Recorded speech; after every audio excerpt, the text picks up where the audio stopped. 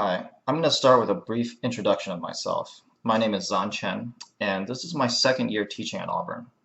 In addition to teaching studio this semester, I'm also teaching a seminar on spatial complexity.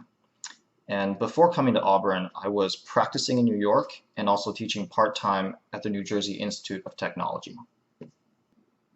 So in my studio, we're going to be going public, and we'll be studying and designing public space. Now, architects love to use the word public.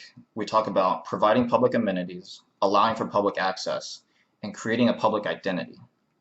It's hard for anybody to argue against making something public. It just sounds like the right thing to do. But designing public space is a challenge because the public is everybody and everything. Usually, in order to provide for the public, architecture defaults to neutrality, or neutral space. This results in spaces that are universal and can be used for everything, but they're usually not the best space for anything. For example, at the airport security gate, you don't see any intentional architecture here. It's the machines and equipment, like the scanners, the belts, and the detectors that take over the space. Now, functionally, this works, but it could be so much better.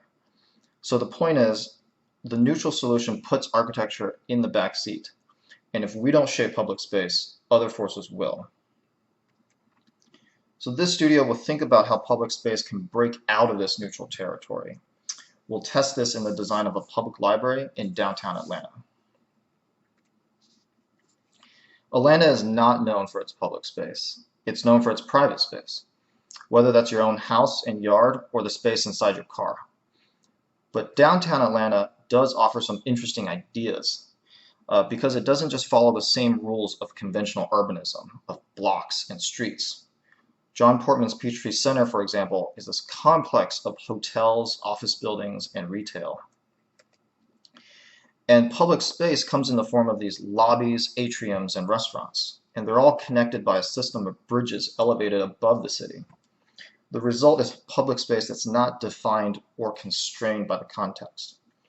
These examples offer new spatial experiences and new ways to move through it. Now, I'm showing you Peachtree Center not as a good or bad example of public space. It's a way of talking about the possibilities.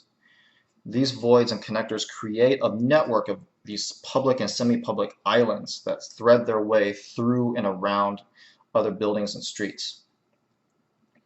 In the same way, we're going to think about public space as an agile and malleable concept, something that we can shape and manipulate. And we'll do it through the design of a library. Now, the library has changed a lot over the years. This is Boulet's library project from 1785. This project had one purpose, to be a storeroom for knowledge.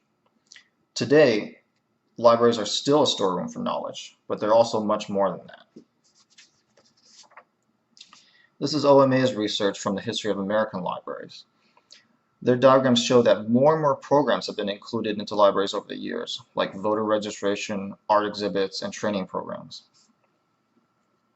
And the content that a library holds has also expanded. It's no longer just books, but a wide variety of media. And so what you see is that there's lots of different stuff that goes into a library, and its diversity is an opportunity. Instead of just accommodating program and content, we're going to look at new ways that the public can interact with it and interact with each other. And because the library is always changing, this project is an opportunity for you to decide what's important in the library and what role it plays in the city. And so now I'm going to talk a little bit about the process throughout the semester. I'm going to emphasize a design process that's iterative, meaning doing multiple iterations and figuring out what works and what doesn't.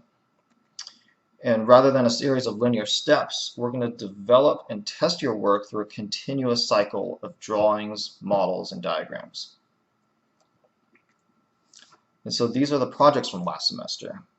And I'm very excited to see the techniques and ideas that you guys will come up with this semester. Thank you.